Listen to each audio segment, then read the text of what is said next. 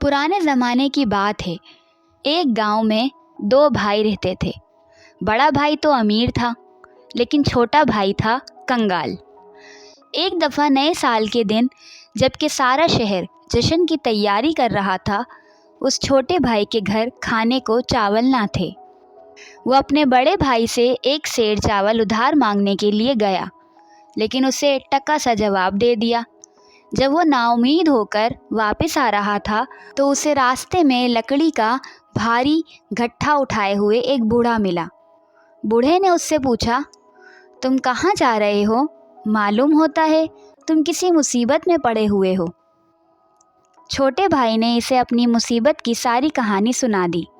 बूढ़े ने उसे हौसला दिलाते हुए कहा, अगर तुम लकड़ी के इस गट्ठे को मेरे घर तक पहुंचा दो तो मैं तुम्हें एक ऐसी चीज़ दूंगा जिसकी मदद से तुम मालामाल हो जाओगे।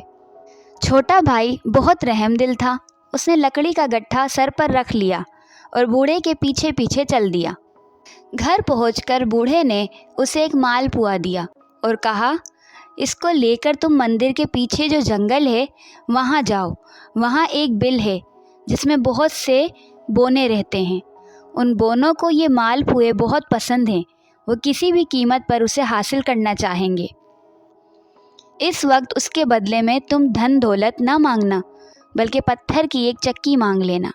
बाद में तुम्हें इस चक्की की करामात मालूम हो जाएगी। बूढ़े से रुखसत होकर छोटा भाई इस जंगल में आया। मंदिर से कुछ दूर उसे एक बिल में बहुत से बोने निकलते और अंदर जाते नजर आए। वो एक दरख्त को खींचकर अपने बिल तक ले जाने की कोशिश कर रहे थे। ये उनके लिए बहुत मुश्किल काम था। छोटे भाई ने कहा, अच्छा मैं तुम्हारे लिए दरख्त बिल तक ले चलता हूँ।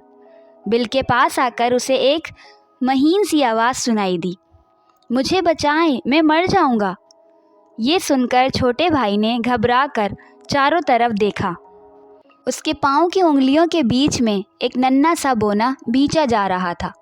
उसने बोने को झट से उठा लिया। असल में ये बोनों का राजकुमार था।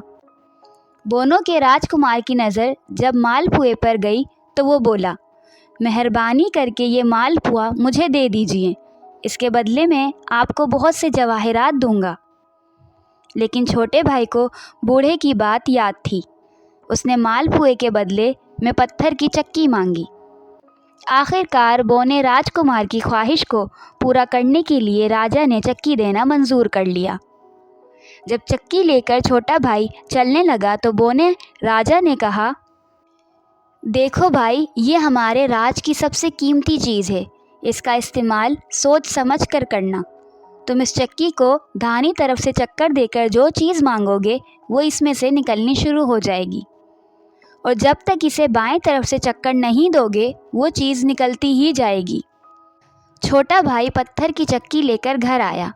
उसकी बीवी अपने शोहर के इंतज़ार में भूखी प्यासी बैठी हुई थी। शोहर को खाली हाथ आते देखकर वो बहुत नाउम्मीद हुई, मगर छोटे भाई ने आते ही कहा, जल्दी से फर्श पर चटाई बिछाओ। चटाई पर चक्की रखकर छोटे भाई ने इसे दाहिनी तरफ से घुमाकर कहा, चक्की चक्की चावल निकाल। बस इतना कहना था कि चावलों की ढेर लग गई। फिर वो बोला, चक्की चक्की मछली निकाल। अब मछली निकलना शुरू हो गई। इस तरफ इसको जिन जिन चीज़ों की ज़रूरत थी वो सब उसने चक्की से हासिल कर ली। फिर उसे ख़याल आया कि अब तो मैं अमीर आदमी हूँ, मुझे तो आलीशान मकान में रहना चाहिए। इसलिए उसने चक्की को घुमाकर नया मकान, अस्तबल, गोदाम, गर्ज ये कि शान शौकत की सब चीज़ें मांग ली। फिर उसने अपने अड़ोस पड़ोस के सब लोगों को दावत दी। इस तरह उसने नए साल का जश्न खूब धूमधाम से मनाया। ये देखकर बड़ा भाई सोचने लगा कि मेरा छोटा भाई एक रात में लखपति क्यों बन गया है। इसमें ज़रूर कोई भेद है। वो छुपकर दरवाजे के पीछे खड़ा हो गया। उसने देखा कि छोटा भाई एक चक्की को घुमाकर मिठाई के टोकरों के टोकरे भर रहा है और उन्हें मेहमानों को दे रहा है। बड़े भाई ने इरादा कर लिया कि मैं किसी न किसी तरह इस चक्की को ज़रूर हासिल कर लूँगा। रात को जब सब सो रहे थे वो अपने भाई के घर पीछे वाले दरवाजे से घुसा और चक्की उठा लाया। चक्की को लेकर वो एक कश्ती में सवार हो गया اور ارادہ کیا کہ کسی الگ جزیرے میں اسے لے جاؤں اور لکھپتی ہو جاؤں۔ ہوا ایسا کہ وہ اپنی کشتی میں ضرورت کی اور سب چیزیں تو وہ لے آیا تھا، مگر نمک لانا بھول گیا تھا۔ اس نے چکی چلا کر کہا، چکی چکی نمک نکال۔ کہنے کی دیر تھی کہ چکی میں سے ڈھیروں ڈھیر نمک نکلنا شروع ہو گیا۔ بڑے بھائی کو چکی روکنے کا طریقہ معلوم نہیں تھا۔ نتیجہ یہ ہوا کہ نمک کے بوجھ سے بڑے بھائی کی کشتی سمندر میں ڈوب گئی۔